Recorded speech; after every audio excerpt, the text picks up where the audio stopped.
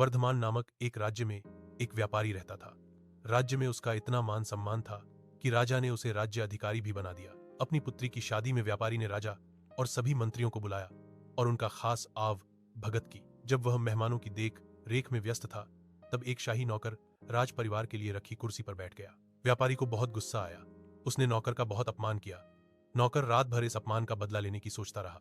अगले दिन जब वह राजा के कमरे की सफाई कर रहा था, तब उसने ध्यान दिया कि राजा आधी नींद में है।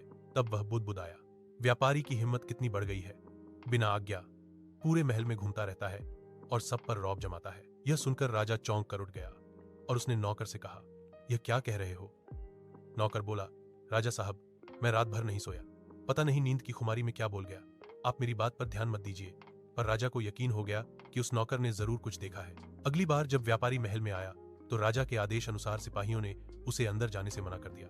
इस पर नौकर ने व्यंग्य किया, अरे सिपाहियों, ये बहुत बड़े व्यापारी हैं, इन्हें मत रोको वरना तुम्हें कारावास भिजवा देंगे। व्यापारी समझ गया कि यह सब उस नौकर की चाल है और वो अपने अपमान का बदला ले रहा है। व्यापारी ने नौकर को अपने घर खाने पर बुलाया, उसका खूब आव भगत की और ढेरों उपहार दिए, साथ ही अपनी गलती की माफी भी मांगी। अगले दिन जब नौकर सुबह राजा का कमरा साफ कर रहा था तो फिर बुदबुदाया, राजा भी पागल है, खीरे का चूरन खाता है।